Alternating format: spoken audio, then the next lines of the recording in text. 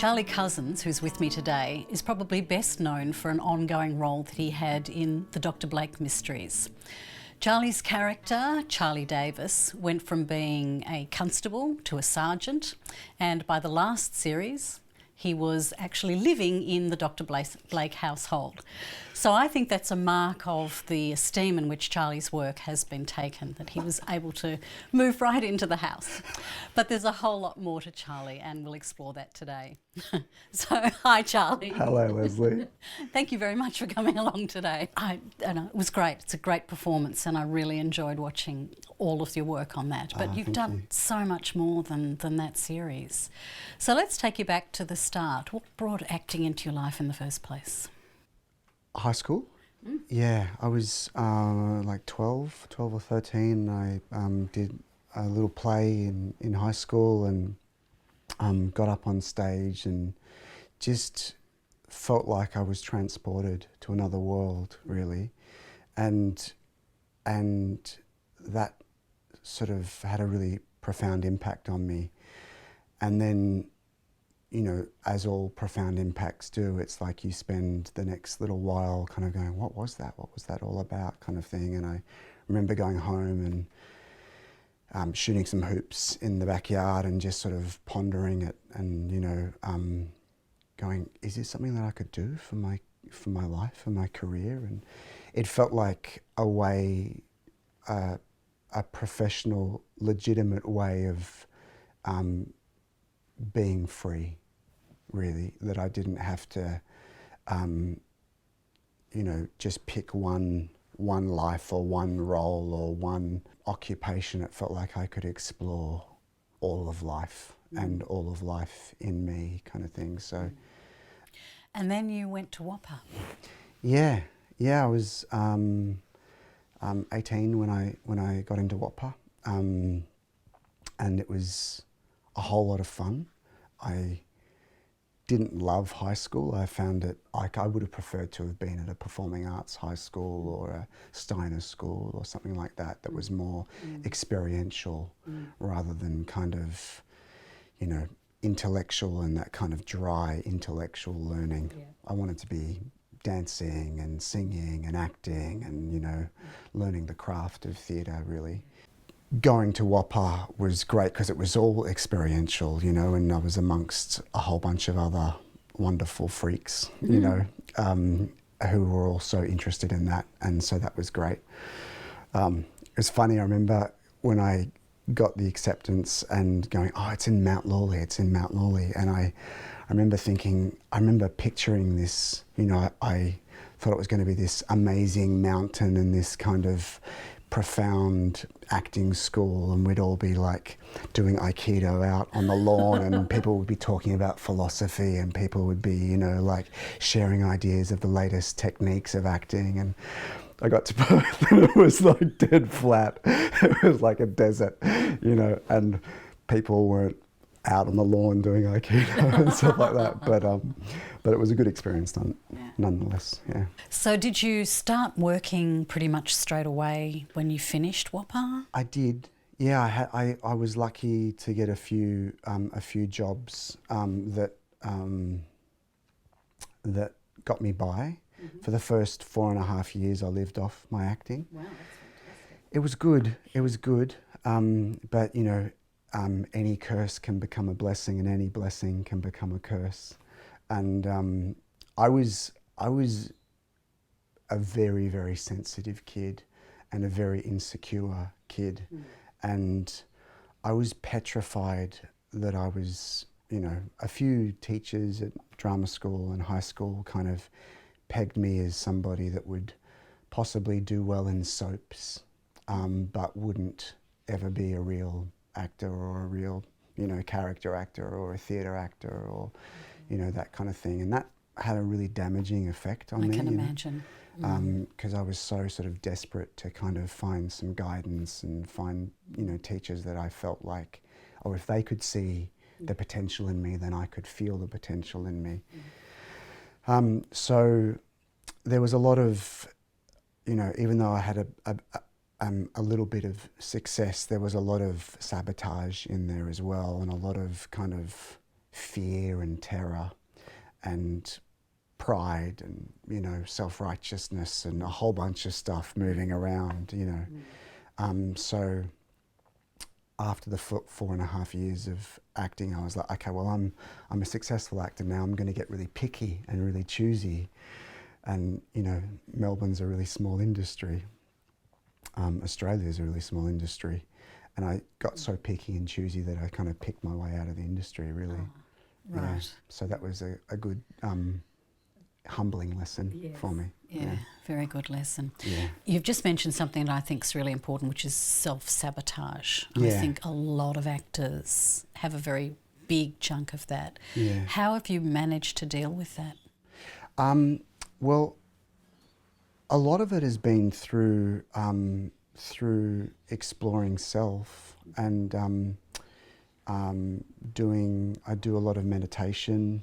I work with like a mentoring group, you know, like a coaching group, mentoring group, and that has kind of, you know, psychological education stuff, you know, through it. Where's that? What's that about? That's with a group called the Cosmosis Mentoring Centre. Okay. And it's been one of the best things I've ever done in my life.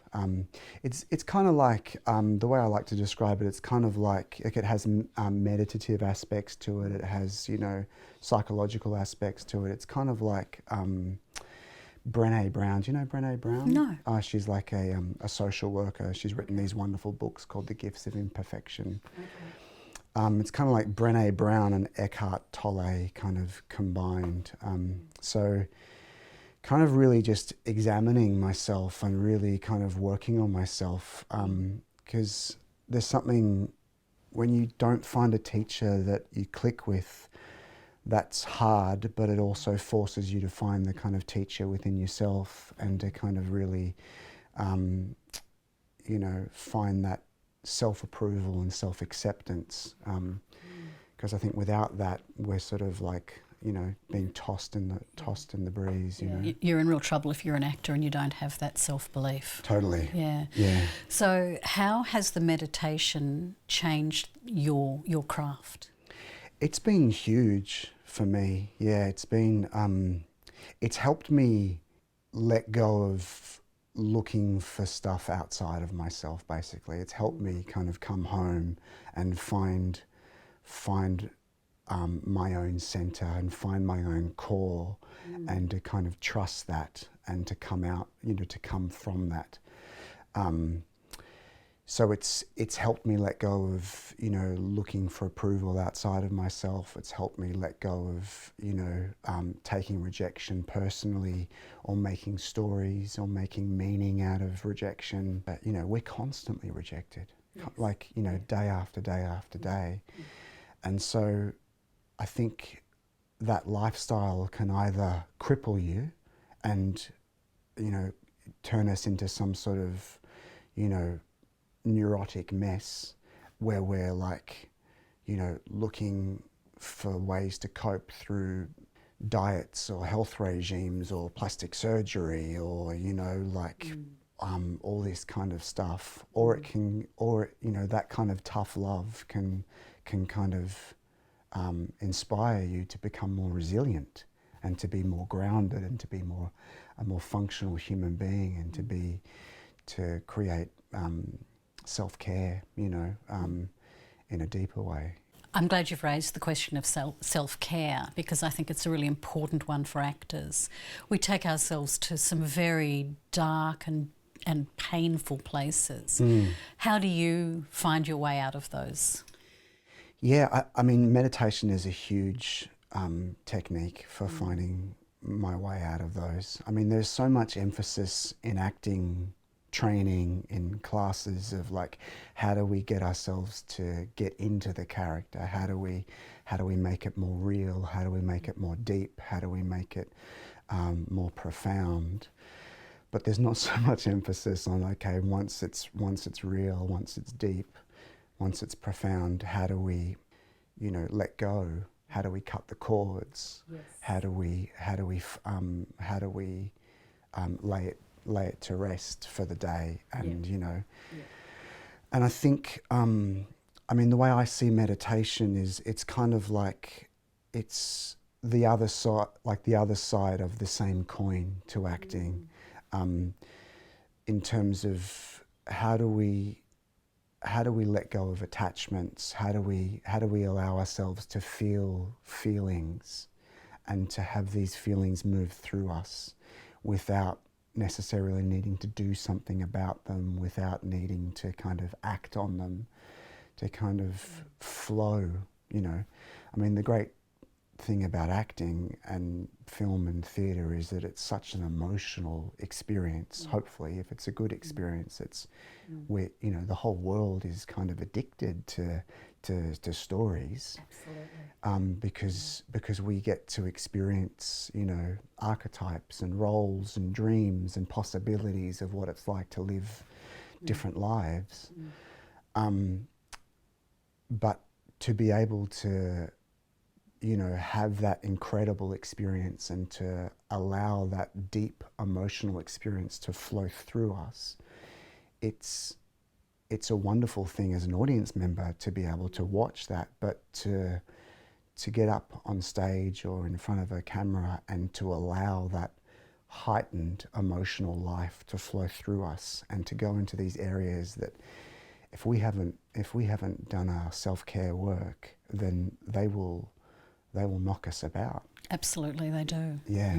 And so to be able to kind of, you know, have a meditative practice that practices dealing with those, you know, intense feelings and seeing those heightened, you know, feelings within us, that they're a part of our life all the time, I think develops more emotional maturity, emotional resilience, you know, more of that kind of stuff. Do you teach meditation? I do, yeah. I've just, I teach, I've been practicing meditation for about 15 years, seriously, but I've just started teaching meditation at the start of this year. I teach meditation to different corporate clients and that kind of thing, but my real passion is teaching meditation to artists. Because I feel like there's a lot of artists out there who have a meditation practice and have an artistic practice, but from the people and the friends that I talk to, they kind of keep those practices separate. And I feel like the more we're able to synthesize those practices and see them as two sides of the same coin, I think the more, and see them almost as the same process in a way, the more benefit I feel like both of those practices will receive. Let's come back to your work as an actor. I know you've done a lot of guest roles and a lot of theatre, but you've also had a fabulous opportunity to work on one show for several years as an ongoing performer. Can you tell us what that experience is like? Yeah, it was a great experience. It was an intense experience. I was very lucky and fortunate to work with the Dr. Blake crew, and within the industry they were, you know, we'd have guest actors and artists come on, you know, and, you know, do an episode or 2 episodes here and there, and they would all comment about how great the atmosphere was. It was a very warm, it was a very friendly atmosphere, and it was like a big home, you know, and that was massive, because it wasn't get in, get out, do your job, you know, stuff the rest of you kind of thing. You know, it was very inclusive, and we're all kind of doing it for the love of it. So that made a huge difference, which helped with the intensity of the work. Yeah. But in terms of week in, week out, what was your schedule like? How did you manage that and keep your self-care going as well? I mean, what was it like to actually be in it? Yeah, it was draining. It was about between 3.5 and 4.5 months a year of work. I didn't have, like, I had a regular role, and, you know, it wasn't like I wasn't the lead in the show kind of thing, but I had a lot of contact hours. So sometimes it would be, you know, 14 to 16 hour days kind of thing. I would, it was, you know, often, you know, massive weeks and learning huge reams of dialogue, you know, again and again and again. So it was quite grueling. But again, the atmosphere and, you know, on set was such a lovely, you know, kind of playful environment that it allowed for that intensity to flow a lot more. And it's so different to theatre in the sense that you're learning huge reams of dialogue, but then dropping it the next day and then picking stuff up and learn, you know, and that was a challenge for me. What was the technique? How did you do that? You know, I'd get scenes, you know, like knowing the episode, like, because we'd shoot 2 episodes at once, so knowing those episodes back to back, I would you know, read through the episodes really thoroughly and write a little kind of synopsis, you know, kind of all the scenes that my character was in, have a little objective for each scene, a little kind of, you know, how each scene connects to the next scene, so a kind of character arc kind of thing, so that when it came time to shoot the work, and it was all higgledy-piggledy, I'd be able to go, okay, we're shooting scene 16 in episode 1 today, and then, you know, later in the afternoon we'll shoot scene 8 in episode 1, and then scene 3 in episode 2. I'd be able to kind of go straight in, kind of read my thing and go, okay, that's the kind of space that I need to be in, and that's what I'm going for, and that's where I've come from, and all that kind of stuff. So that helped. But in terms of learning lines and stuff, each week, you know, just kind of going through on the Sunday and the Saturday of just going through what I had for each week, and, you know, learning Monday and Tuesday really well. And then once Monday was done, I would learn Tuesday and Wednesday really well on the Monday night, and just kind of trying to stay 1 or 2 days ahead, really. But it was a steep learning curve, which was fun. Yeah, I bet, yeah. You've talked about the Dr. Blake series as being a really, really tight and really positive experience for the people who are involved in the cast. What's your experience like for the guest artist? Because in my view, and I've talked about this before, I think it's a really hard thing to do, particularly when there is such a really strong bond amongst the cast and crew. You can't break into that. And your character, it's very hard to do good work when you're feeling like you're a fish out of water. Yeah. So from the other side, what's it like when you see people in that situation? Yeah, well, I mean, I spent a few years doing lots of guesties and that kind of thing, and experienced different sets. Some sets were really inviting and warm, other sets were quite cold and clinical. Other sets had big egos, other sets had power games, all that kind of stuff. So our set was really warm and inviting and had a very fun and playful atmosphere, which so all the guest actors, most of the guest actors really felt, you know, welcomed. Great. So it was quite inclusive. Yeah, absolutely. And for me, having come from doing a lot of guesties and other shows and then getting a regular role, it was part of my focus was to kind of really make sure that if there were guest actors that were new, you know, coming in that day, to kind of just check in with them and say, hi, how you going? And, you know, just to kind of really bring them into the family, you know, because it is so easy to kind of get stressed out or kind of get panicky, or, you know, like, oh, I've got this, you know, half a page of dialogue, but there'll be all this pressure, and it's film sets and TV sets, they can be very stressful, and it's like they're so, you know, time focused and so money focused, and it's just go, shot, you know. And it's very easy for the process to kind of, go out the window, and for there to be, you know, don't worry about the process, don't worry about your feelings, just get the bloody shot and do it, you know. And so whatever we can do to make everybody feel grounded and safe and, you know, in their best process, you know, in their best approach to be able to do their best work kind of thing. I think it makes the whole show, you know, better. Yes, and I think you saw that in the quality of the work right through the series. Oh yeah, hopefully. Yeah, I think you did. Yeah, yeah. So when you've been a guestie, how have you managed that stressful situation? Because you're right, you've got very few takes. You're not comfortable with the environment. Yeah. You're feeling very much a fish out of water. So how have you managed that? Yeah, well, I think you know, each experience, it's like different each time, and you know, you do one guestie and it's like you panic and you become a headless chook and it's like, oh God, no, and then you learn something from that and then hopefully take that, what you've learnt from that, into the next experience, that kind of thing. So it's a gradual, staged process. But I think there's all the kind of self-work that needs to happen, you know, which I think comes back to the self-care and the meditation and all that kind of stuff, because I think so much of, you know, the stresses of the industry, we feel like they're craft issues, but I think a lot of the time they're self-esteem issues.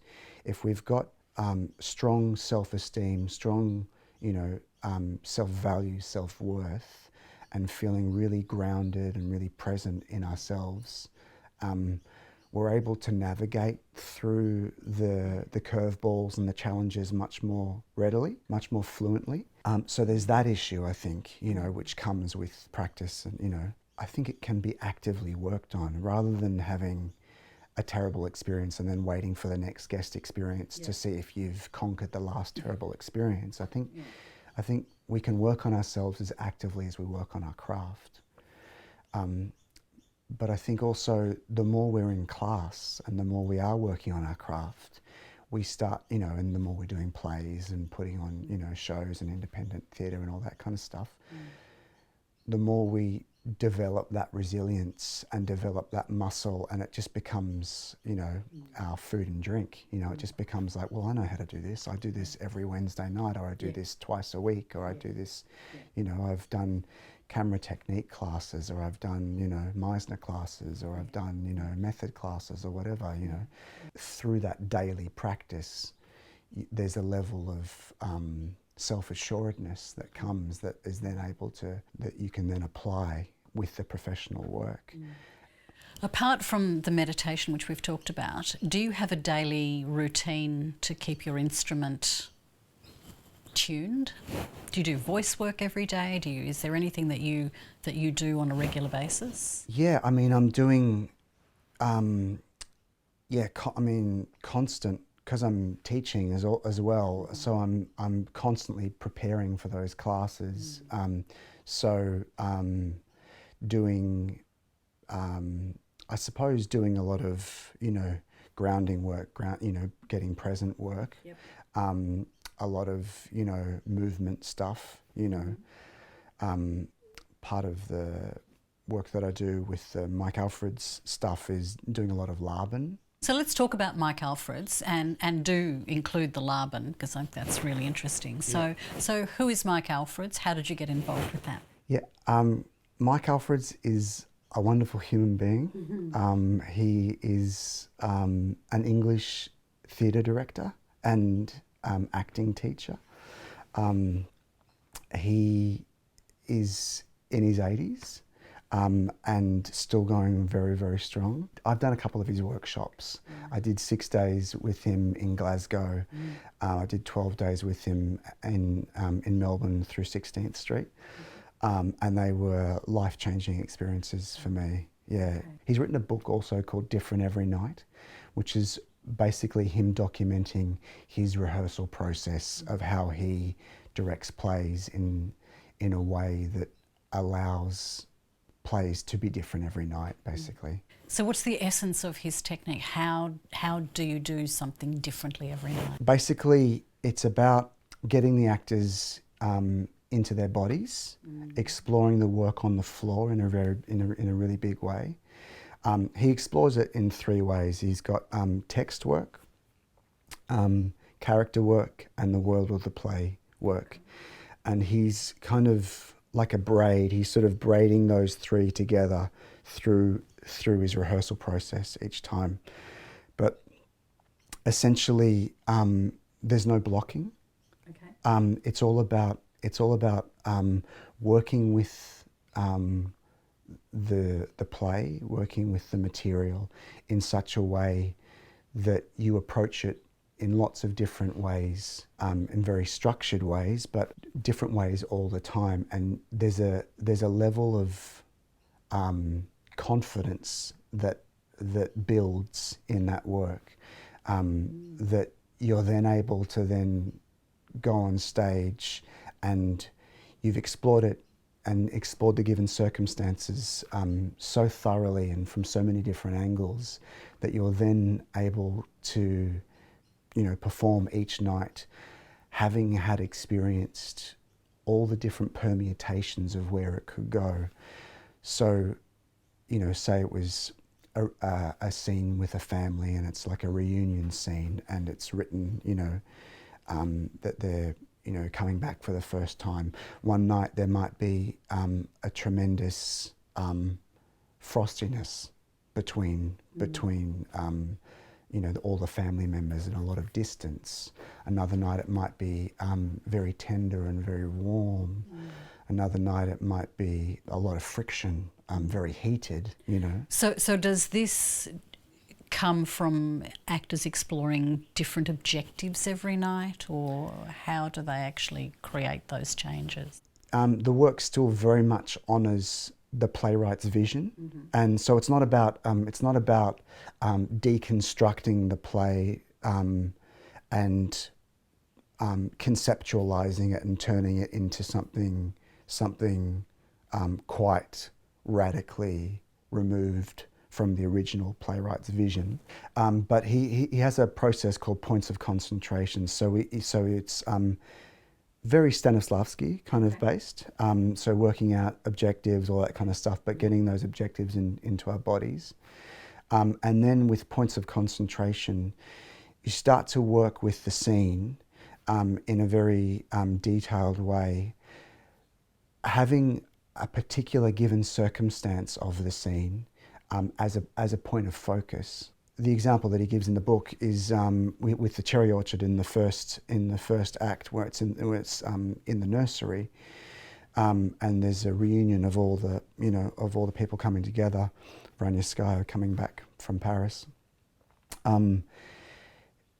You could have one point of concentration as the nursery, so what it's like to be in the nursery.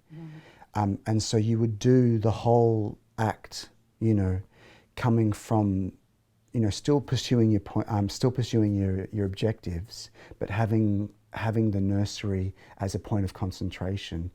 And with the nursery, there's like, okay, what's it like? So all the things that stem from the nursery. So it might be like, what was it like growing up in the nursery? What was it like being a child? What's it like no longer being a child? There's all sorts of different kind of creative brainstorming that happens through that. And through that particular point of concentration, the characters will start interacting in a completely different way. Yes, I see. The objective keeps them in the world of the play, and keeps the structure of the scene happening, but it's through a different lens, through a different filter. I see. Yeah. Right.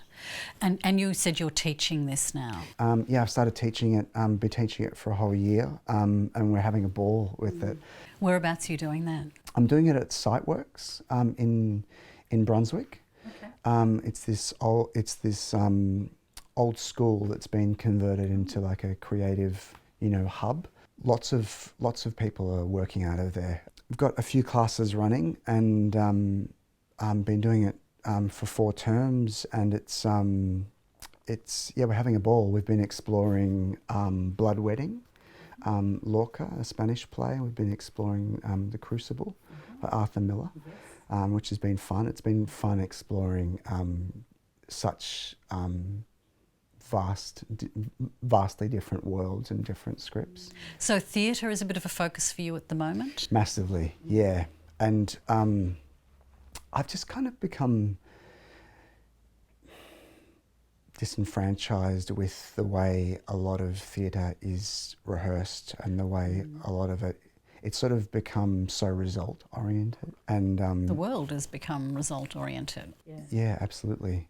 And I just think it's going against creativity, you know, and so I think it's just become time where I just want to start working with people who are more process oriented, and putting on shows and working with this Mike Alfreds approach and seeing what's possible. I did a play earlier in the year, Danny and the Deep Blue Sea, which was about approaching that, you know, working with that. I did it with the wonderful actress Laura Maitland, and we directed it ourselves. Oh, really? And acted in it ourselves, and so it was kind of, it was a whole giant experiment. It was basically wanting to see if I could make the whole Mike Alfreds process work, you know, through a performance, through a play, and it was exhilarating and terrifying and exciting, but the most meaningful creative experience of my life, without a shadow of a doubt. So there'll be more experiences like that for sure. Fantastic. Yeah. I think that's a great place to finish. Great. Charlie, it's been a tremendous opportunity to speak to you this afternoon. Thank you, Leslie. So I've been here with Charlie Cousins. Thank you very much for watching.